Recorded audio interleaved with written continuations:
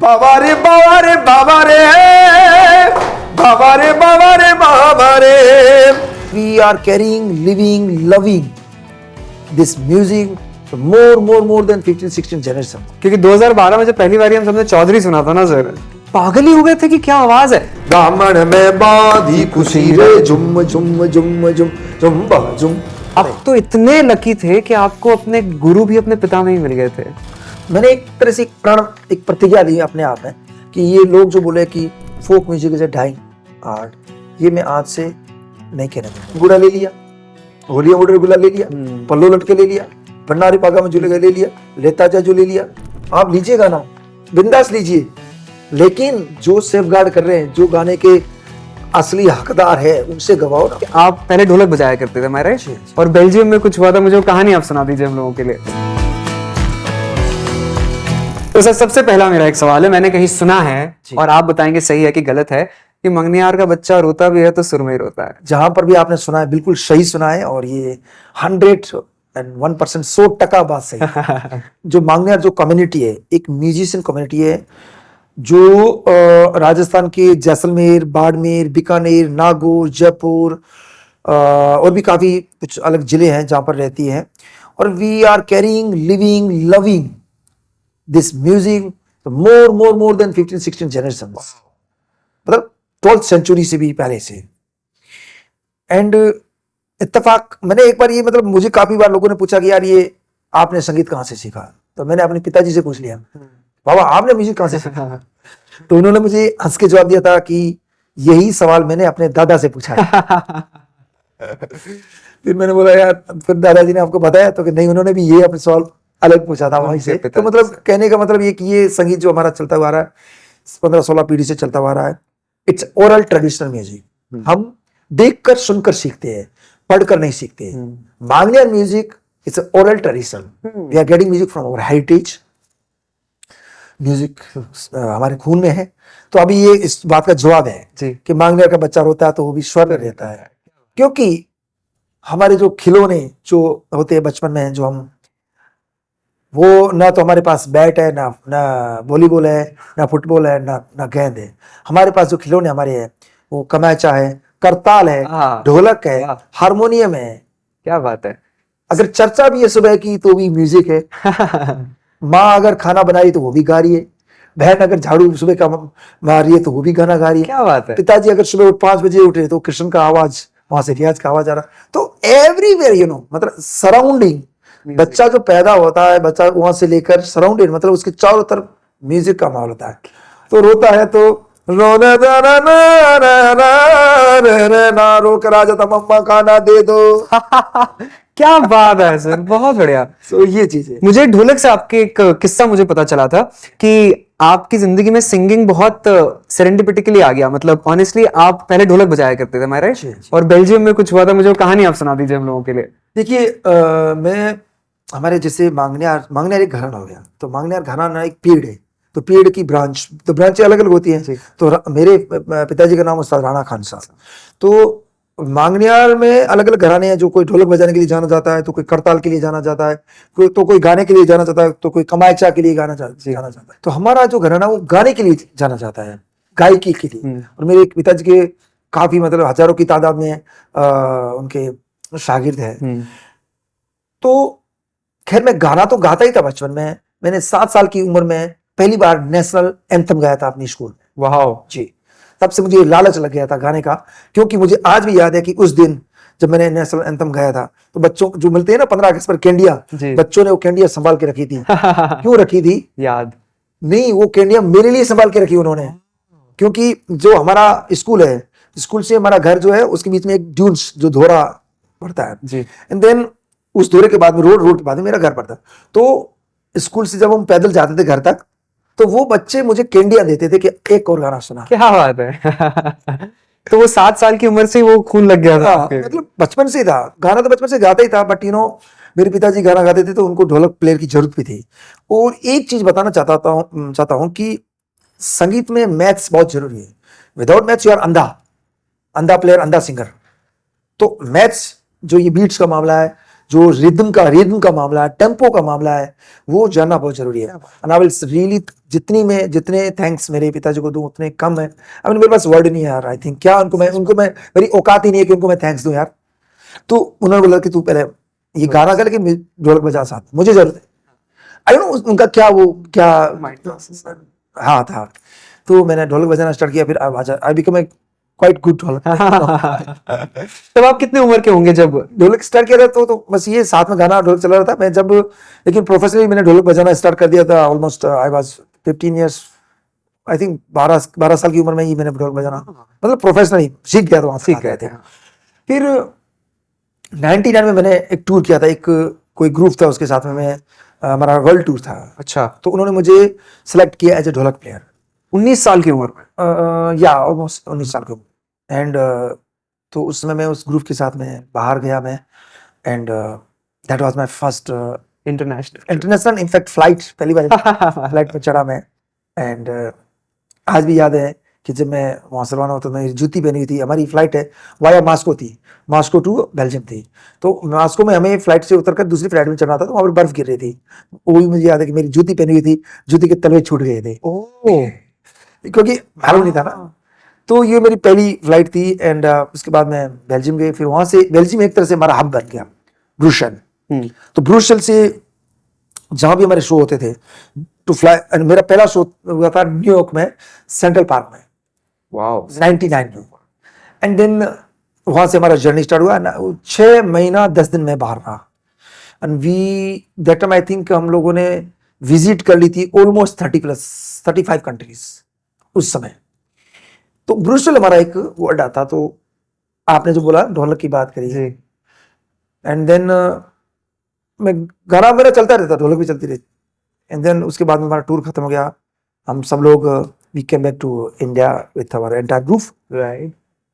And my father come to receive me at Delhi airport. How nice, क्या moment रहा होगा ना आपके लिए। या मुझे मालूम आज भी, मैं मतलब रो गया था।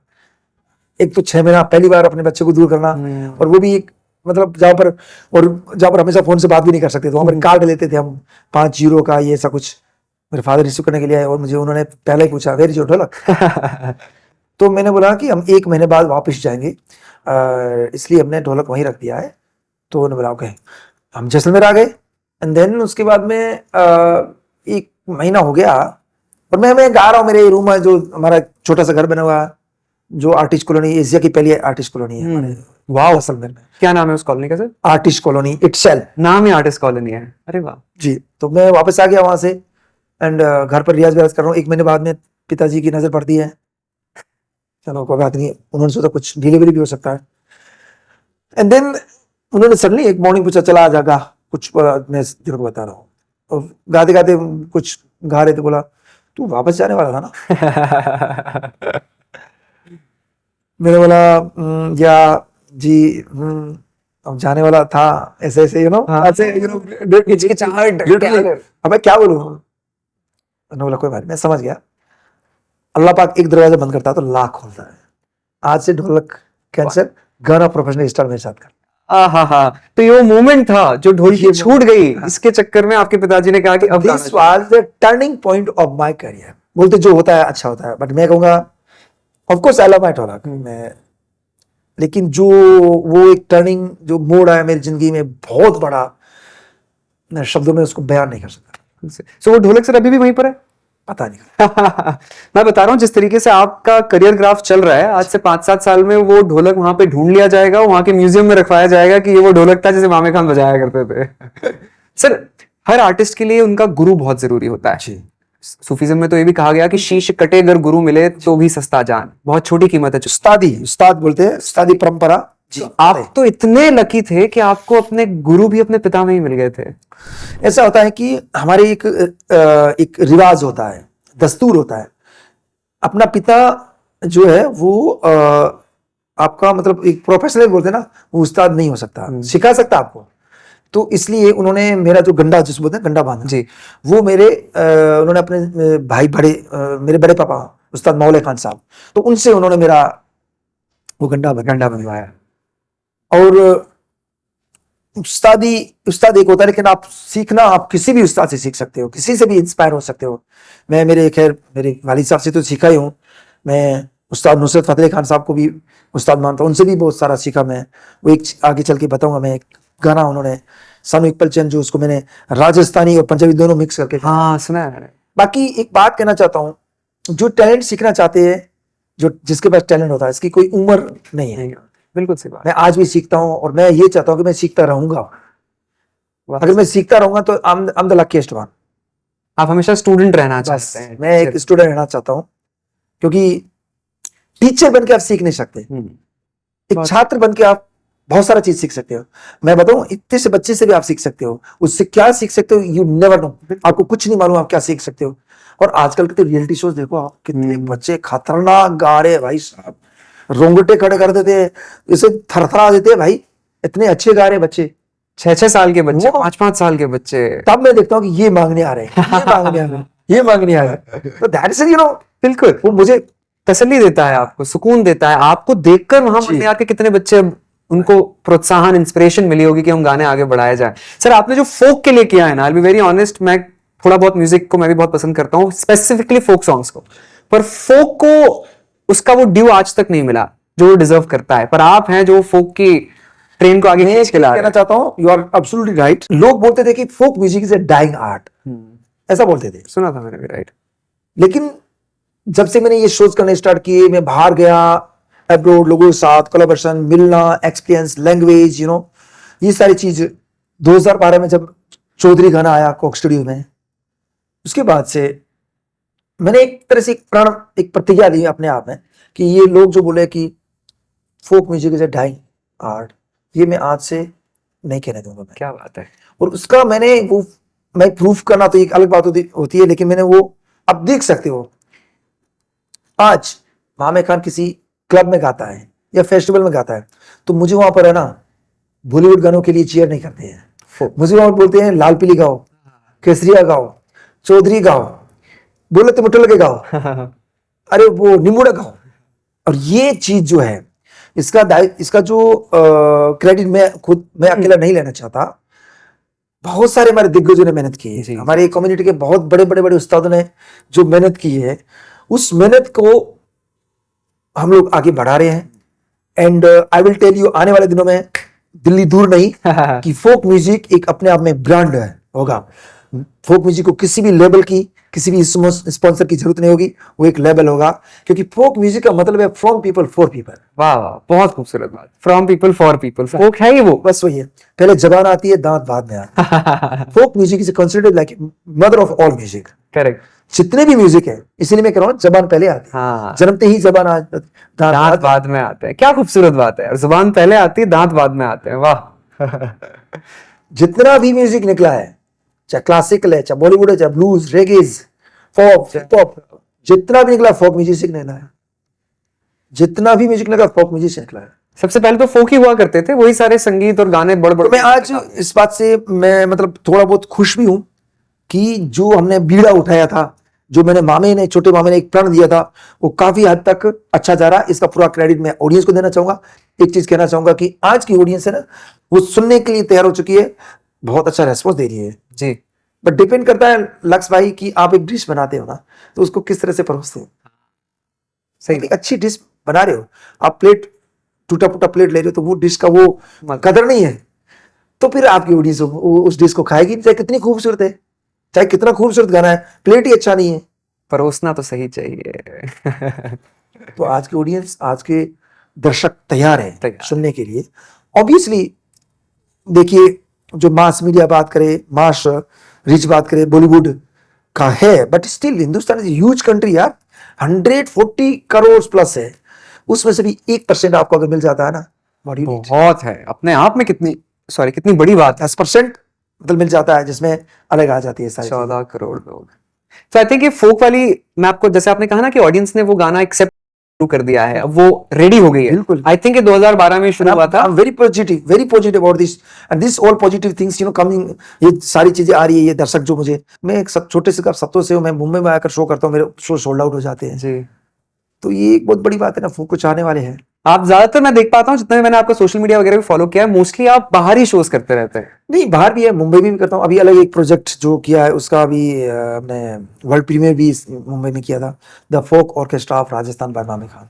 सर इसकी तो कहानी I have to tell it to the audience. The folk orchestra of Rajasthan, ये पूरा जो कलेक्टिव है वो ग्रैमी के लिए नॉमिनेट होने जा रहा है, वोटिंग लाइंस आ चुकी है। सर कितनी बड़ी बात है ये।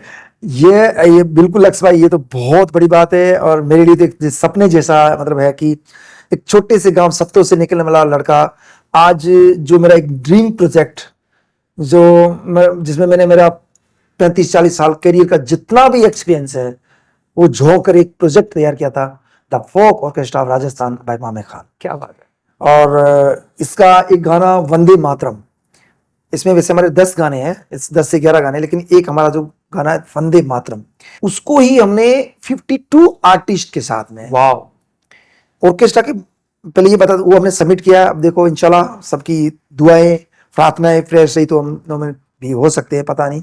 एक सबमिट होना भी एक बहुत बड़ी बात है, क्योंकि जो ग्रैमी है वर्ल्ड का अवार्ड है, जिसमें वर्ल्ड के लोगों की हाजिरी रहती है, इसमें करोड़ों नहीं अरबों नहीं, हाँ, कितने सारे के सारे।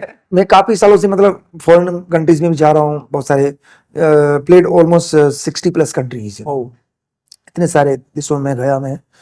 और मैंने अलग अलग आर्टिस्ट के साथ में काम किया, फ्रेंच म्यूजिशियंस के साथ में, स्पेनिश म्यूजिशियंस के साथ में, ईरान के कलाकारों के साथ में, मतलब अलग अलग कलाकारों के साथ में काम किया।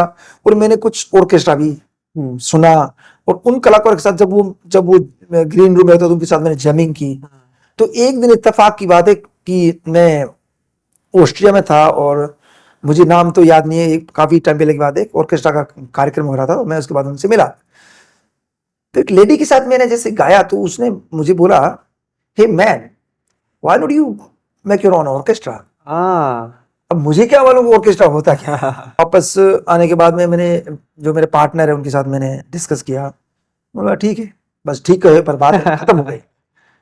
फिर हमने इसका वापस चर्चा स्टार्ट की, इसको पूरा उन्होंने बोला, फिर जो मेरे पार्टनर है अंजलि चक्रवर्ती, उन्होंने बोला कि मैं तेरे को समझाती ऑर्केस्ट्रा का मतलब क्या है।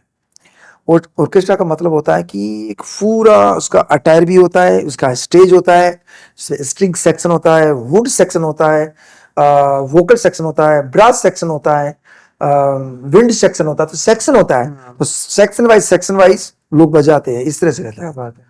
और फोक म्यूजिक को लोग बोलते हैं कि बिखरा हुआ म्यूजिक को जो व्यवस्थित हो नहीं सकता। उस दिन से मैंने एक तरह से ये धीरे धीरे धीरे पूरा कलेक्ट करना, पूरे दूसरे ऑर्केस्ट्रा को सुनना स्टार्ट किया। ऐसा करके अभी मैंने लास्ट ईयर इस प्रोजेक्ट को जमा बोलते हैं, न्यू जमा देना को दिया। मैंने राजस्थान के 11 जिलों और ऑलमोस्ट 23 विलेज, 23 गांव से लोगों को इकट्ठा किया मैंने। क्या बात जी, 7 दिन की रिहर्सल की। सबसे बड़ी बात ये होती है कि हमारे लोग जो है ना, वो मैंने जैसे आपको बोला, देखकर सुनकर बजाते हैं, लिखकर न तो उनको, क्योंकि अनपढ़ है जी। तो अभी यहाँ पर एक और ये चैलेंज होता है कि जब वो आप लिखकर बजाते हैं तो यू नो मतलब उन्होंने पढ़ा और बजाया, पढ़ाया और बजाया, 10 शब्द। अब ये जो हमने ऑर्केस्ट्रा बनाया इसमें ऑलमोस्ट 545 सीक्वेंसेस है, 545 सीक्वेंसेस। तो वो याद रखना, मुझे भी याद रखना और उन आर्टिस्ट को भी याद रखना। तो इसमें जो इंस्ट्रूमेंट है वो ऑलमोस्ट 22 इंस्ट्रूमेंट है, आई थिंक 22 इंस्ट्रूमेंट है, जिसमें कमायचा है, सारंगी है, मुरली है, रवणता है, तंबूरा है, ढोलकी है, ढोल है, नगाड़ा है, मोरचंग है, अलगुजा है, शहनाई है। तो ऐसे करके ऑलमोस्ट 20+ इंस्ट्रूमेंट है। और इसमें भाट भी है, लंगाज भी है, खान भी है, शिंग भी है, राम भी है। ऑलमोस्ट 5 कम्युनिटीज, म्यूजिकल जो कम्युनिटी वो इसमें काम कर रही है।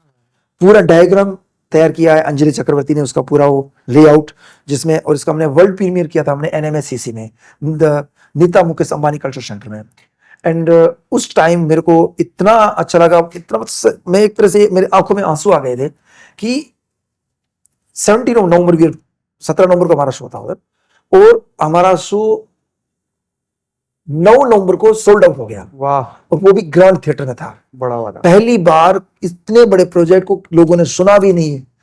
और मैंने एक, अच्छा, इसको बनाने का एक ओरिजिन भी था, जैसे आपने सुना होगा Chicago symphony orchestra, correct. New York Philharmonic orchestra, London symphony orchestra, Budapest orchestra. तो हर एक ऑर्केस्ट्रा अपने स्टेट को, अपने कंट्री को रिप्रेजेंट करते हैं।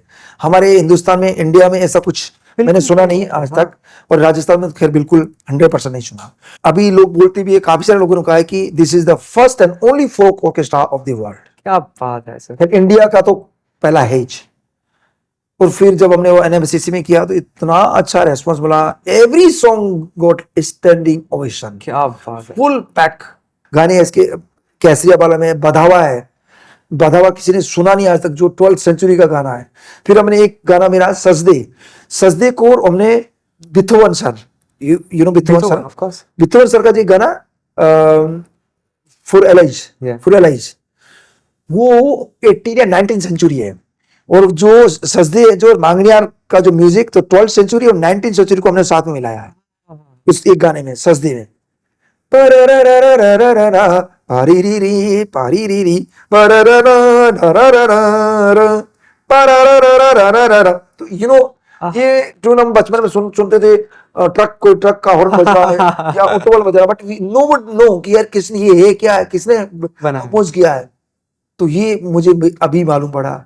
फिर इसको मैंने सजदे, जो मेरा गाना है, सजदों से सजी रात, रूहानी मुलाकात, शिद्दत भरी सौगात, हाँ कर ले दिलों की बात, और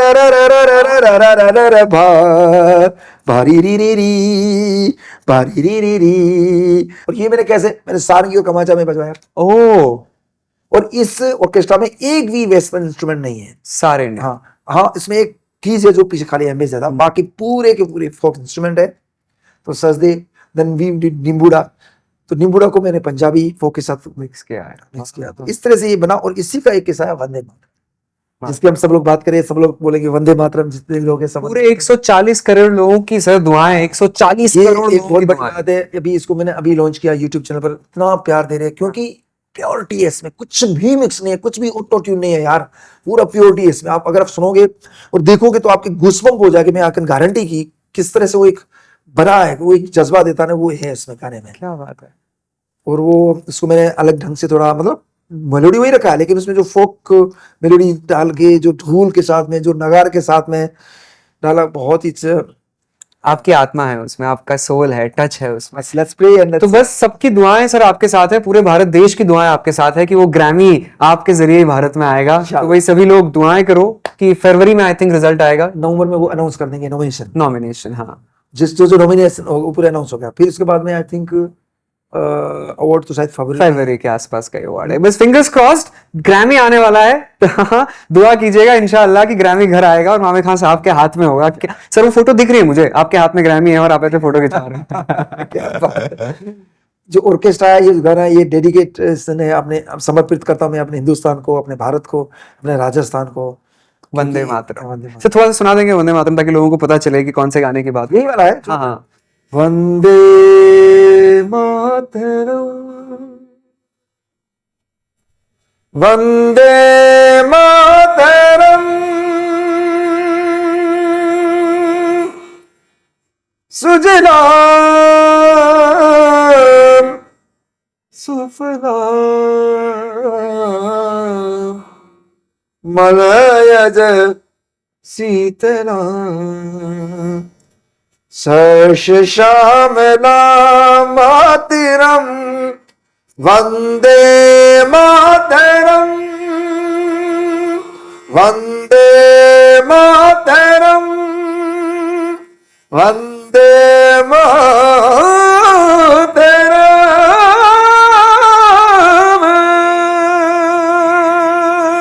मैं सच बताऊं, आपकी आवाज में एक अजीब सा हिप्नोटिज्म है, एक मंत्र मुग्धता है जो सुनते ही पागल सा कर देती है आप। बस ये तो मुझे नहीं मालूम, क्योंकि 2012 में जब पहली बार हम सबने चौधरी सुना था ना सर, पागल ही हो गए थे कि क्या आवाज है चौधरी। सर मैं आपको बताता हूँ, मैं इंस्टाग्राम यूट्यूब पे जो करता हूँ उसे कहते हैं गानों की कहानियां। गानों के पीछे की कहानियां अगर पता हो तो वही गाना सुनने का नजरिया बदल जाता है, वो गाना और जोर से टच करने लगता है। तो चौधरी हम सबका इतना पसंदीदा गाना है चौधरी, वो कैसे बना, कैसे लिखा गया, एक कहानी अगर आप सुना दें। दास्तां ये है कि इस गाने को हमने अमित जी के साथ में पहली बार जोधपुर में होम स्टूडियो लेकर आए थे, जोधपुर में, वहां पर रिकॉर्ड किया था। वहां रिकॉर्ड होने के बाद में उन्होंने मुझे मुंबई भी बुलाया था। ठीक है, कोक स्टूडियो में बाद में आया है। जी। फिर मुंबई में उन्होंने रिकॉर्ड वापस किया, 2 बार हो गई रिकॉर्डिंग। तो मैं भी पूछता रहता था अम्मी जी से, यार क्या है, तो हो जाएगा। ठीक है जी। कोक स्टूडियो में कैसे आया वही बता रहा हूँ। हाँ। मैं अपने गांव में था, मैं जब बैठा था तो घर पर तो एक अम्मी जी का नहीं, जगी भाई का कॉल आया। जी। आप थोड़ी स्टोरी बता रहा हूँ। तो जगी भाई को कॉल आया कि भी मामी भाई मैं जगी बोल रहा हूँ कोक स्टूडियो से। मैं उनको नहीं पहचानता था। मैंने बोला बोलिए भाई, आपके नंबर अमित जी ने दिए। अच्छा अच्छा बताइए। तो एक गाना है करना है। ठीक है, कैसा गाना? तो कोक स्टूडियो करना है। क्या है कोक स्टूडियो? अच्छा। मैं ईमानदारी से बात कर रहा हूँ, मैं कोई गलत क्यों बोलूं, मैं जानता ही नहीं था। मैंने बोला चलो ठीक है हम कर लेंगे। फिर मैं जैसलमेर गया और उन्होंने मुझे बोला कि आपको मुंबई आना पड़ेगा। फिर अमित जी का कॉल आ गया, एक का नाम कर रहे, आपने ऑलरेडी किया है ना, कौन सा गाना? चौधरी वापस कर रहे हैं। अमित जी क्या यार, तीसरी बार वापस गवा रहे हो। तो उन्होंने नहीं, खान साहब इस बार अच्छा कुछ कर रहे हैं, चलो ठीक है। और मेरी लाइफ का पहला एक्सपीरियंस, जब मैं मुंबई गया तो मैंने पहली बार ड्रम किट देखा मैंने। ओ। हाँ, मतलब देखा क्या, ड्रम किट के साथ में, क्योंकि उस समय मैं खाली हारमोनियम ढोलक करताल के साथ भी मैं गाया, उसमें आवाज भी उतना ही रहता है, कानों के लिए कर्णप्रिय रहता है वो उतना, ठीक है, मतलब उतना साउंड नहीं करता। और एक रूम में इतना ड्रम, पूरा बेस के बैस कीज, दिलशाद भाई भी थे सारंगी के साथ में। और मेरा बॉलीवुड का पहला दोस्त, मुंबई का पहला दोस्त संजय दास बना, बापी था, he is my first friend. और उसने जब मुझे पहली बार बोला कि मामे देखना तुम, इतना ही बोला तुम्हें, क्या देखना है यार, तो देखना तुम। ठीक है, फिर हम लोगों ने वहां पर रिहर्सल किया, 4 दिन का रिहर्सल चला हमारा। और मुझे बहुत थोड़ा सा अनकंफर्टेबल हुआ मैं, क्योंकि ड्रम के साथ में सुनाई अच्छे नहीं दे रहा था मुझे। ड्रम, बेस, कीबोर्ड, सारा चीज था ना। And I was used to play with dholak and harmonium and kartal, bit uncomfortable. But you know Mame पैदा हुआ कोलैबोरेशन के साथ में, मतलब हम एक लोक संगीत एक ऐसा है जो नमक की तरह किसी के साथ घुल जाता है, बट मजा आया। फिर हम 4 दिन रिहर्सल करने के बाद में वापस चले गए। Then we did you know come, उन्होंने मुझे हमें वापस बुलाया शूट के लिए, है ना, गाने का रिकॉर्डिंग। सबसे बड़ी बात बताना चाहूंगा चौधरी के बारे में, ये लाइव रिकॉर्ड हुआ है। ओ। 2:30 बजे रिकॉर्डिंग हुआ है, 2:30 बजे 2 शूट हुए थे हमारे। पहले शूट में थोड़ा सा अच्छा नहीं हुआ तो दूसरा शूट वापस हुआ, और उसमें ये लाइव हुआ है, लाइव रिकॉर्डिंग है, एवरीथिंग इज लाइव। 2:30 बजे सुबह अर्ली मॉर्निंग मेरा नंबर आया था कि आपका नंबर आ गया। तो मैंने इसमें 2 गाने की बदरी बदरिया किया मैंने मिल्ली नहर के साथ में। क्या गाना है। हाँ, और चौधरी किया।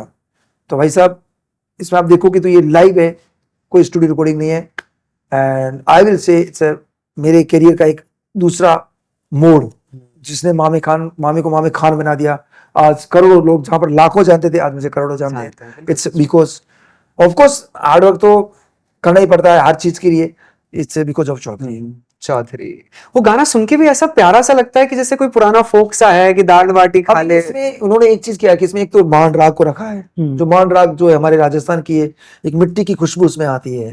तो मांड राग जो है जैसे ये थारी जरूरत सभी जानू मैं चौधरी मारसले ओ निपंगा जी में के लगे गए उमर ही बड़े बचा की धोकड़ी चंद में थारी चांदनी दामन में बांधी खुशी रे झुम झुम झुम झुम झुम झुम। तो ये मांड राग उन्होंने लिखा है इसमें, और मांड राग उसमें ऊपर से करताल सारंगी।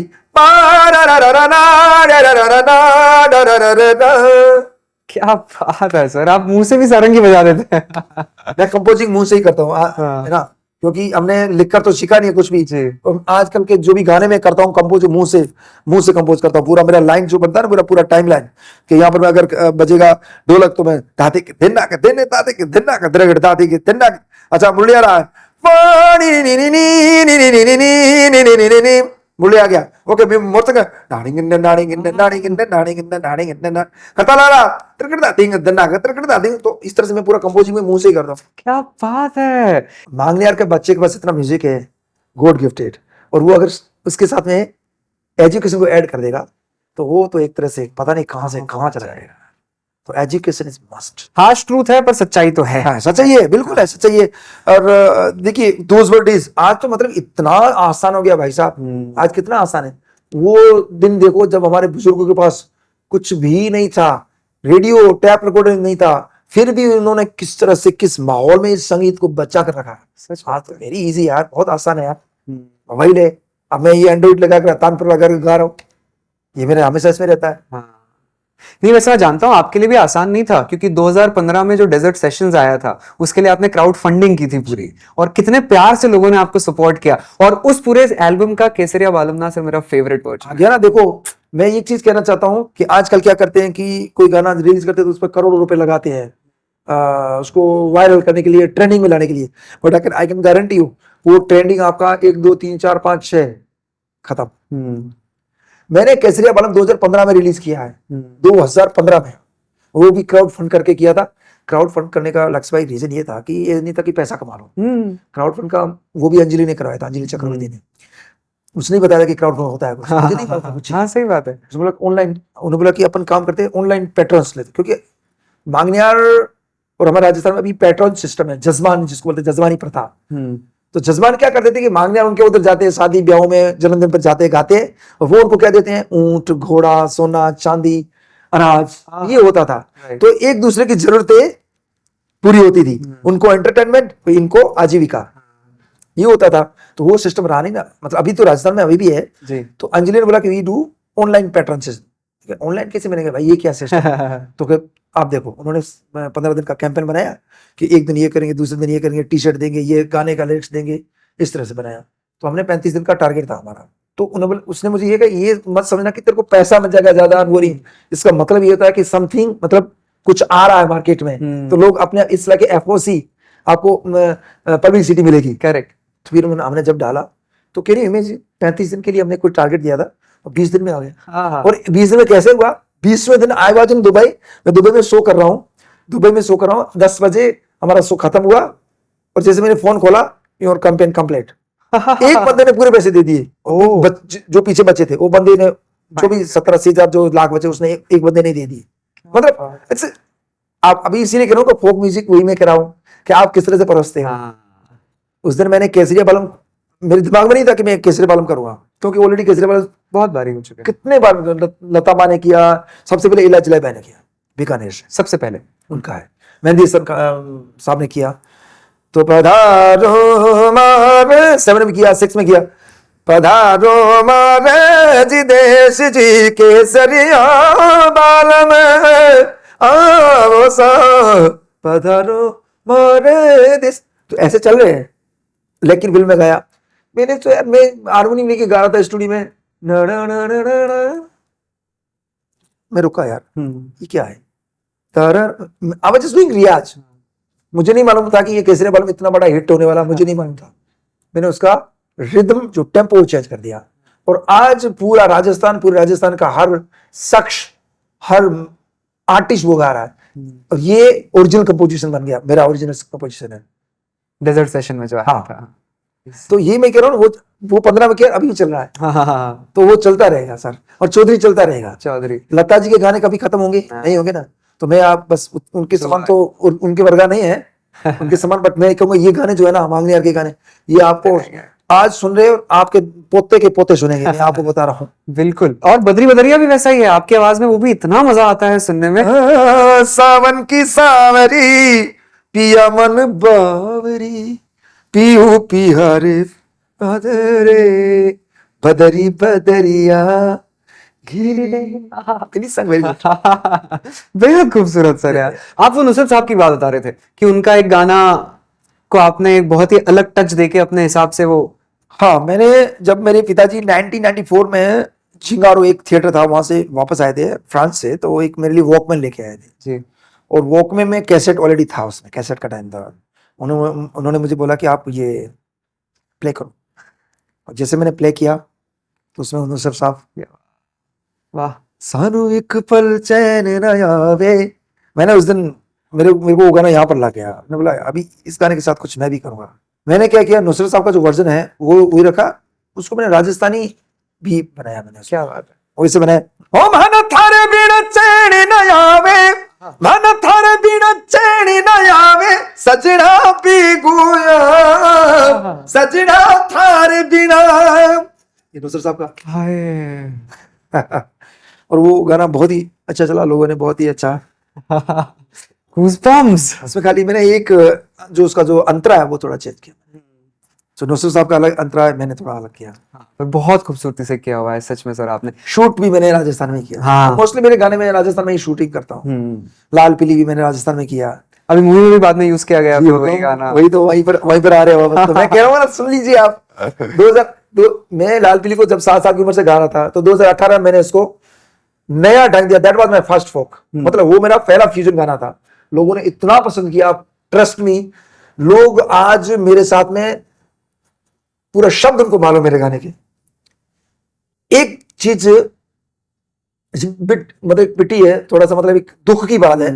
हमारे जो फोक म्यूजिक के जो गाने उनका लोग फायदा उठा रहे हैं आज। फायदा क्या उठा रहे हैं? फोक डोमेन। अरे भाई साहब, फोक डोमेन तो है, बट इनको भी सेफ गार्ड किया ना। बिल्कुल। कितने सालों से लोग खून पसीना करके इसको सेफ गार्डिंग किया है। तो यार आप लो, I am telling to Bollywood also. मैं बोल रहा हूं फटो, मैं आप तो क्या, ये तो आपका, मैं तो शो में बोलता हूं, आप लीजिए गाना, बिंदास लीजिए। लेकिन जो सेफ गार्ड कर रहे हैं, जो गाने के असली हकदार है, उनसे गवाओ ना। बिल्कुल यही होना चाहिए सच में, उनसे गवाओ। आपका गाना और चलेगा, आई गारंटी यू। हमारे गाने जो बड़े पावरफुल गाने किसे पुलिस वाली आवाज में गवा देते हैं, तो पुलिस वाले पुलिस ही रहेंगे। सही बात है। और पुलिस वाले पुलिस ही रहेंगे। और रॉनेस नहीं है उसमें, वो प्योर शुद्ध घी आएगा ही नहीं। आ गया तो अब मैं गाने छोड़ दूंगा। मैं आपको लिख के दे रहा हूँ। जी जी बिल्कुल बिल्कुल सर, वो रॉनेस चाहिए। वो उसमें वो सोल है, वो सोल है उसमें, वो सालों की मेहनत है उसमें, वो खून के पसीना की वो खुशबू है, मिट्टी की खुशबू है उसमें। सच बात है। मैंने 2018 में किया, मैंने उसको फ्यूजन किया, उसमें बहुत अच्छे अच्छे लोगों से बजवाया, दर्शन दोषी से बजवाया जी। अभय से सैक्सोफोन डाला। मैं सैक्सोफोन क्यों डाला? ये मेरा पहला फ्यूजन गाना है, पहला फ्यूजन गाना है। आप देखो तो इन लोगों ने क्या किया, इन लोगों ने, मूवी वालों ने मेरा गिटार वाला पीस उठाया, जैसे जलबल वाला पीस वो भी उठा दिया। और भाई साहब जिन लोगों ने गाया उन्होंने मुझे ब्लॉक कर दिया इंस्टा पर वो वाला गाना लाल पीली आपकी आवाज में तो बहुत ही मजा आ जाता है। जी बिल्कुल, मैं आपको 2 लाइनें सुनाता हूँ उसकी। क्यों नहीं? लाल पीली जब देखूं बनारी लाल पीली अखिया, जब देखूं बना की लाल पीली अखिया, नहीं डरू सा भले दिखा वो अखिया, नहीं डरू सा भले दिखा वो अखिया।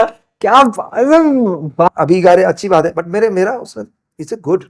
बॉलीवुड में अगर फोक म्यूजिक आ रहे हैं, इट्स ए ग्रेट अचीवमेंट। बिल्कुल। आई विल से गुड, पर thing it is, you know, मैंने जैसे बोला कि जो गाने के असली हकदार है, जो लेते हैं इसको बचाते हुए, जो सेफ गार्ड है, धरोहर की तरह, उनको दो मौका। प्लीज लेट देम सिंग। मैं मामे खान की बात नहीं कर रहा हूँ, मैं दूसरे कितने मामे खान है उनकी बात कर रहा हूँ। मैं उनको दीजिए ना मौका यार। बिल्कुल सही बात। नींबूड़ा ले लिया, होलिया मोटर गुला ले लिया, पल्लो लटके ले लिया, भंडारी पागा में झूलेगा ले लिया, लेता जा जो ले लिया, कितने गाने लिए, चिरमी का ले लिया, चिरमी वाला वो। But it's good. मैं इनको बुरा नहीं मान रहा हूँ, मैं इसलिए कह रहा हूँ उनको कि अगर आप कोई भी कंपोजर है, कोई भी डायरेक्टर है, it's my really humble request, आप कितने भी फोक म्यूजिक के गाने लीजिए, हमें अच्छा लगता है। बस तो हमारे गाने में है ना, बिल्कुल बिल्कुल है ना, बट हमारे लोगों से कहिए प्लीज, वो रॉनेस वही मिलेगी आपको, चाहे रॉनेस मिले, क्योंकि उनकी आजीविका है ना यार, इट्स लाइवलीहुड। और सर वो सोल भी गाने में, अगर वो सोल आएगी तो सुनने वाले को और ज्यादा मजा आएगा। सिंपल सी बात है। जैसे राजस्थानी एक्सप्रेस, वो एक राजस्थानी एक्सप्रेस एक गाने में आपने जो 5-6 गानों को एक साथ मिक्स करके सुनाया था, वीडियो के साथ भी इतना शानदार था। वो पल्लो लटके भी था उसमें, केसरिया बालू भी था। सर नया गाना आया है तू बूंद बूंद, मैंने सुना, वो बहुत अच्छा लगा गाना, बहुत ज्यादा प्यार मिल रहा है उस गाने को पूरे भारत भर से। पहले 2 लाइन आपको सुनाता हूँ जी। ये गाना एक्चुअली मानसून स्पेशल है, और इसमें मैंने थोड़ा, आपने जितने भी गाने मेरे सुने हैं वो अलग है, इसमें थोड़ा अलग हटके, थोड़ा सा इसमें। हालांकि होता क्या है कि हमें बचपन से हमने गाने तो हर तरह के सीखे हैं, मानसून के, सावन के, बारिश के, पक्षियों के गाने, क्योंकि मांगनियार का जो म्यूजिक है उसमें हर रस है, प्रेम रस है, विरह रस है, वीर रस है, सब रस है, श्रृंगार रस है। तो उसमें बहुत सारे सावन के गाने तो हमने गा ही रहे। तो ये मानसून का था, तो मैंने बहुत ही एक स्पेशल, तू बूंद बूंद बन जा बारिश की, मैं सावन बन जाऊंगा, तू मुझसे इतना प्यार करेगी, मैं तेरा हो जाऊंगा, तू बूंद बूंद बन जा बारिश की, मैं सावन बन जाऊंगा। क्या बात है सर। सभी लोग जाकर ये गाना अभी के अभी यूट्यूब पर देखो, बहुत खूबसूरत वीडियो भी बहुत खूबसूरत है सर, बहुत अच्छा बना है। इसमें अर्जुन सिंह शेखावत है, एंड एक लड़की हमें मॉडल ली है हमने जयपुर से, उन्होंने भी बहुत अच्छा बहुत काम किया। हरी प्रेम ने इसका वीडियो किया है और लिरिक्स बहुत अच्छे हैं। तू रातों की चांदनी, दिन का उजाला, हंसी एक शाम बन जाना, आय हाय हाय। तू परियों की रानी मेरी जिंदगानी, लगती सुहानी हाय रब्बा। इस तरह से मतलब बहुत ही अच्छे बहुत लिरिक्स है और हम लोग अपने लिए भी बनाते हैं। सही बात, बिल्कुल सही बात है। ज्यादातर गाने अपने लिए ही बनाने चाहिए। सर मेरे को आपके बारे में एक छोटी सी एक किस्सा और पता चला था, मैं जानना चाहता हूँ कितना सच है ये बात, कि जब पहली बारी आपकी बॉलीवुड में एंट्री हुई थी तो इला अरुण जी की बेटी की शादी में आपको ऐसे स्पॉट किया गया था, शंकर Right. महादेवन जी शायद, जी बिल्कुल। ऐसा ही वो एक बार किस्सा अगर आप बताना चाहें। इला जी की डॉटर इशिता की शादी में हम लोग आए थे एक्चुअली शो में। तो इला जी ने बहुत ही अच्छा कंसेप्ट बनाया था, म्यूजिक कंसेप्ट। गुलाम अली खान साहब थे, रिचा शर्मा, अहमद हुसैन और भी इंडस्ट्री के काफी सारे, उन्होंने एक तरह से एक 7 दिन का कुछ ऐसा बनाया था और हमें भी बुलाया था। क्या बात है। तो मैं वहां पर गा रहा था, तो एक गाने पर तो रेखा जी ने डांस भी किया था, तो शंकर जी ने मुझे वहां सुना था। एंड देन उसके बाद में हम लोग जब घर चले गए तो एक कॉल आया था इला जी की तरफ से कि आपको मुंबई आना है। तो हम लोगों को मालूम नहीं था कि हम लोग किसी फिल्म के लिए गाने आ रहे हैं, वो ऐसा कुछ मालूम था। हमने सोचा चलो ठीक है, शो है। हम लोग आए मुंबई में होटल में, इला जी ने बोला कि अभी आप वहाँ चले जाओ। तो हम लोग अपने पूरा अटायर, पगड़ी वगड़ी सारा साफा, ये धोती वगैरह कुर्ता पहन के 3-4 लोग चले गए शंकर जी के स्टूडियो में। तो वहाँ पर गए तो शंकर जी, एहसान और ललित सब तीनों बैठे थे ऐसे सोफे पर, और हम नचाते, बोला हारमोनियम गाना स्टार्ट कर। तो मैंने गाना स्टार्ट किया, वो सुन रहे, ऑलमोस्ट 40 मिनट्स उन लोगों ने हमें सुना। सडनली शंकर जी सेट लोए लोए व्हाट, अरे इन लोगों को हमने रिकॉर्डिंग के लिए बुलाया है। मतलब वो मगन होके सुन रहे हैं हमारे गाने वाले, हो गए वो बस पूरा। वो भूल ही गए। फिर उन्होंने मुझे पूछा कि आप पढ़कर गा लोगे? मैं पढ़कर गा लूँ। मैं तो कुछ ज्यादा तो नहीं, कुछ पढ़ा लिखा हूँ। और वो एक्चुअली मेरा पहला बॉलीवुड में ब्रेक था। फिल्म थी लक बाय चांस, और जावेद अख्तर साहब ने इसके लिरिक्स लिखे थे। जोया की पहली फिल्म थी, फरहान एंड ऋतिक रोशन ने डांस किया उस पर। गाना बहुत सुपर डुपर हिट हुआ। 1 2 3 4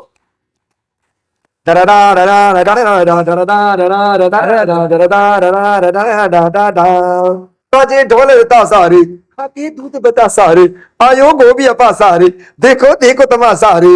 अरे रंगीले रंगीले पल है, चमकीले चमकीले, मजे झिलमिल करते लाखों तारे। ओ अलबेले अलबेले पल है, लचकीले लचकीले, कोई कैसे मन अपना ना रे। मैं तरहारा मैं मनहारा मैं जोहारा मैं जगह, हो श्रीहारा जो श्रीहारा मैं अब हारा मैं बाबा रे बाबा रे बाबा रे बाबा रे बाबा रे बाबा रे। है क्या दुनिया का ताल सुन ले, कर दी तू कमाल सुन ले, बाबा रे बाबा रे बाबा रे। आप पप्पी कर सकता हूँ ना आप। बेहद खूबसूरत, मेरा बचपन पूरा याद आ गया एकदम से। ये गाना तभी सुना सर, क्या बात है। आप सिंगर, म्यूजिशियन, कंपोजर बहुत अच्छे हैं मान लिया, लेकिन आप इंसान उससे कहीं ज्यादा अच्छे हैं, मैं सच बता रहा हूँ दिल से।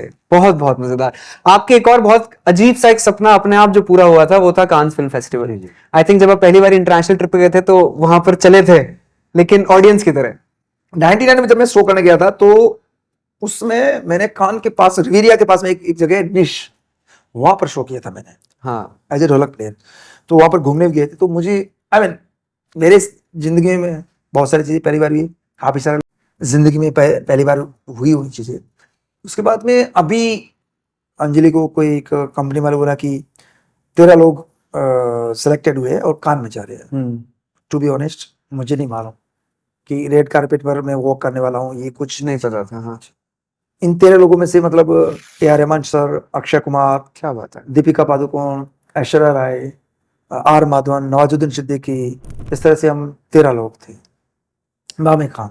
वाह। सबसे पहली तो बात ये आई कि यार हम वहां जा रहे हैं तो मैं क्या पहन के जा रहा हूँ। सबसे पहला तो पॉइंट ये आया एक्चुअली। तो क्योंकि अभी देखिए सारे लोग वहां पर आएंगे तो कोई टैक्सीडो, कोई गाउन, कोई किसी ब्रांड का गाउन पहनेगा या कुछ कपड़े। सही बात। हम लोग क्या पहनने वाले हैं? तो अंजलि वो एक डिजाइनर भी है खुद अपने आप में। उन्होंने बोला एक काम करते हैं, हम खुद अपने डिजाइन करते हैं आपके लिए। हम हिंदुस्तान को, भारत को वहाँ रिप्रेजेंट कर रहे, तो अपन उस पर स्टिक रहते हैं, and that will be uniqueness. वो एक अच्छी बात है। और यहाँ हमारा एक वो पठानी हाँ, पिंक सूट, एंड उसके बाद में हमारा जो कोट बनाया गया, blue coat with embroidery, Jaipur embroidery, and then ये सूट किया गया। एक बात बता रहा हूँ इसके बाद की, जी। तो फिर ठीक है, हमने वो डिजायर विनर हो गया हमारा, यहाँ से रवाना हो गए।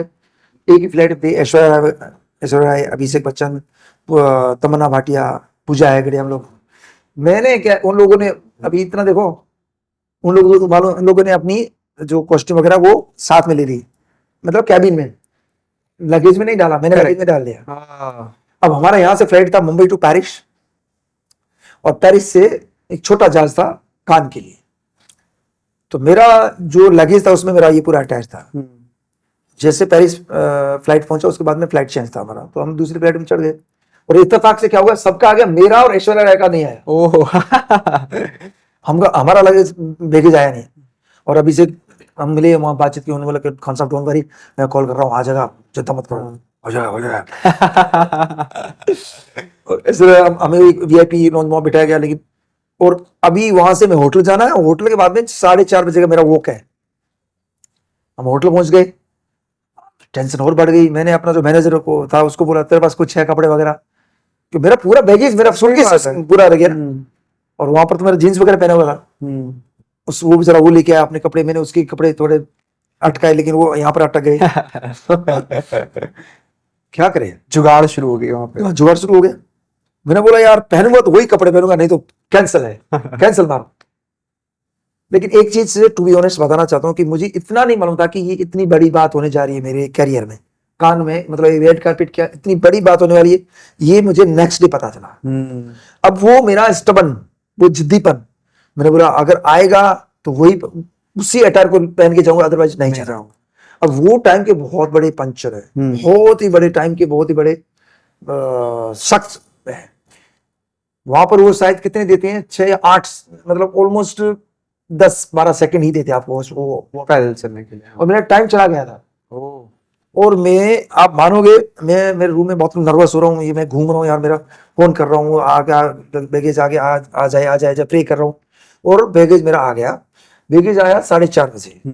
4:30 बजे आया, मैंने 3 मिनट में मैं तैयार, 3 मिनट में। वहां से, क्योंकि वेन्यू भी 15 मिनट का था रास्ता, गाड़ी में बैठा हुआ, फटाफट भागा। तो वो उन्होंने मना कर दिया कि नो सपा पॉसिबल, मतलब रजी वजी तो। अरे भाई ऐसा कैसे हो यार, मैं बताऊं, चीज जो होती बहुत अच्छी होती है। मेरी बात सुनिए, मुझे वो किसके साथ करना था, अनुराग ठाकुर, आर माधवन, नवाजुद्दीन सिद्दीकी, कमल हासन, उनके साथ में वो करना था, रहमान सर के साथ में। रहमान सर भी लेट हो गए और मेरा तो आया नहीं, तो मैं भी लेट हो गया। वो चले गए ऊपर, एक पूरा रेड कारपेट ऐसे होता है, तो आगे पूरा वो एक कोटिया टाइप होता है, तो वो लोग वो करके चले गए। और मैं जैसे घुसा, मैंने देखा रहमान सर खड़े। रेमन सर बॉम्बे खाना आ गया, चलो रेमन सर ये अकेले थे, किसी एक फ्रेंच एक्टर के साथ घूम रहे थे। मैं गया, और फिर तो भाई साहब देखो, स्टाइल बहुत ही स्टाइल, मैंने बहुत ही बहुत अच्छे मारे। और वो वीडियो वायरल हो गया। वहां पर जितने भी फोटोग्राफर थे, द स्टेटमैन अमेरिकन न्यूज़पेपर है, उसने बोला ए मुस्ताज मैन, हेलो मुस्ताज मैन, नाम नहीं मालूम किसको पहचानते हैं। और वो मैंने ऐसे किया, वो बोला, बहुत ही वायरल हो गया। ऐश्वर्या की उनका एक अलग वॉक था, and that was really, I will say, मेरे करियर का मतलब एक बहुत ही एक अलग माइलस्टोन अचीवमेंट था वो आपके लिए, डेफिनेटली था सर, बहुत खूबसूरत। उसके बाद में रात को हमारा डिनर होने के बाद में जब मैं सो गया, तो नेक्स्ट डे जब मैंने मेरा फोन खोला, पूरा फोन मेरा पूरा बम्बास्ट भरा, लिटरली वायरल होना जैसे कहते हैं एकदम से। एंड उसी दिन में उन्होंने फिर मतलब इंडिया को जो इंडियन पवेलियन का भी इनॉग्रेशन हुआ, तो वहां पर भी मैंने गाना जो गाया था वो भी बहुत ही वायरल हुआ, जिसमें दीपिका पादुकोण, 4 हमारे हिंदुस्तान की 4 ब्यूटी ने डांस किया, डांस कर रही थी, पूजा हेगड़े, तमन्ना भाटिया, उर्वशी रौतेला। और उसमें वो एक हमारे इंडियन पवेलियन का एक एक्सपीरियंस शेयर करने का वो एक कार्यक्रम था। तो उसमें सब लोग थे, अनुराग ठाकुर, नवाजुद्दीन सिद्दीकी, आर माधवन, हम सब लोग बैठे हुए थे, मीडिया। तो मैंने सबके मतलब अपने अपने एक्सपीरियंस शेयर कर रहे थे। तो जैसे मेरी बारी आई तो उन्होंने बोला कि now tell about your experience at Cannes and red carpet. मेरा इतने सारे दिग्गज ने इतनी सारी अच्छी अच्छी बातें बोल दी, मैं बोलना तो मुझे आता नहीं है, गा ही लेता हूँ। और वो रूसी ने बोला गा ले, और मैंने जैसे गाया तो दीपिका पादुकोण वो भी उठ गई, और पूजा पूजा भाटिया, तमन्ना, तमन्ना भाटिया, पूजा हाँ, हेगड़े, या हाँ, सब आगे डांस करने के ये लिए। बहुत अच्छा। सर वैसा आपकी आवाज सुन के किसी के पैर ना थिरके तो मर चुका है वो शख्स अंदर ही, आवाज सुन के ही मजा आ जाता है, डांस करने का मन होने चलता है। एक आखिरी सवाल मेरे पास आपके लिए, इससे पहले आप जाना, जानता हूं आपको बहुत समय ले लिया मैंने ऑलरेडी, पर आज तक जिंदगी में मैंने बहुत बैंड्स को, बहुत लोगों को लाइव देखा है। जी जी।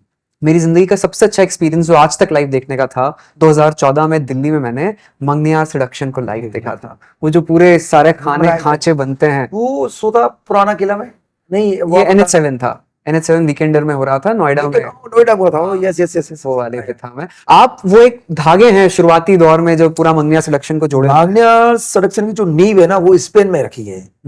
हम एक रोशन एबल इनके डायरेक्टर है, उन्होंने हमें एक उनका एक कुछ नाटक था जियो, उसके लिए मुझे और देव खान को बुलाया था, हम लोग गए थे। तो हम लोग 21 दिन वहां पर थे, तो 21 दिन मैंने उनको अलग अलग गाने सुनाए। जो नाटक जो होता था जियो होने के बाद में, एक वो एक ब्रिज है, ब्रिज के नीचे वो आके सो जाता था और मैं उसके पास में जाकर गाना गाता था। अच्छा। अलग अलग प्रकार के। फिर उसने एक दिन वहां पर मुझे बोला था कि मामा यार एक 100 लोगों का एक बैंड बनाते हैं। जब हमारा शो, हमारा पूरा टूर खत्म हो गया, तो उसके बाद में वो हॉलैंड चला गया। तो हॉलैंड जब वो था, मैं था स्पेन में, तो उसने मुझे कॉल किया। तो मुझे उसमें मालूम नहीं था कि वो कहाँ पर वो वॉक कर रहे हैं। उसने मुझे बोला कि गा, तो मैंने गाना स्टार्ट कर दिया। ये उसने खुद, रोशन ने बाद में बताया मुझे। जब इंडिया वापस आए तो उन्होंने वो जैसलमेर आए, हम लोगों ने रिहर्सल स्टार्ट किया, तब भी नहीं बताया कि हम ये कुछ ऐसा कुछ प्लान कर रहे हैं। और पहला शो हमने किया था 8th एशियन फिल्म फेस्टिवल श्रीफोर्ड में। तो उसमें मेरे पिताजी भी जिंदा थे। उन्होंने जो म्यूजिक, जो मतलब वोकल का पूरा पार्ट मेरे पिताजी ने और मैंने पूरा संभाला था। तो इस तरह से उसमें वोकल पार्ट, करताल का, ढोलक का और सारे खमाइचा, तो खमाइचा का दर्रा संभालता था, ढोलक का मंजूर, और वोकल का मतलब इसकी जो नींव रखी वो स्पेन में हुई। एंड हमने इसके साथ में 100+ शोज किए, लिंकन सेंटर से लेकर सिडनी ओपेरा हाउस से लेकर हर जगह। और इसमें एक तरह से मोज है, सिलेक्शन बोले तो मोज, मांगनियार की मोज है। किस तरह से हम स्टार्ट करते हैं शो को, फिर किस तरह से क्रेसेंडो में जाकर वहां पर खत्म करते हैं। वो पब्लिक को वही रहने देते हैं। वो पब्लिक सोचते हैं कि अब हम कहाँ जाए, जगह ही नहीं मिल रही है। तो इस तरह का शो है ना, it's a very amazing project. मैंने और उनका जो कॉन्सेप्ट है विंडोज वाला, लाइट वाला, ये रोशन का खुद का है। फिर वो खुद लाइटिंग खुद करता है while show, because he knows. Correct. इसमें भी आई थिंक 187 सीक्वेंसेस है, तो उनको मालूम है कहाँ पर लाइट ऑफ करनी है, कहाँ पर ऑन करनी है, सारा चीज। वो आज मेरे जहन में बसा हुआ है, वो जो लाइटें चेंज, नुकता यार बड़ा नवे, क्या बात है सर, बहुत बहुत मजा आया sir. Thank you so much हमें समय देने के लिए। मैं सच बता रहा हूँ, हम सबकी दुआएं हैं कि आपके हाथ में वो ग्रैमी हो और वो फोटो हम जल्दी से जल्दी न्यूज़पेपर में देखें। आप ऐसे ही गाने हमारे लिए लाते रहिए, आप जैसे इंसान है बस वैसे बने रहिए। बहुत ही खूबसूरत बात है।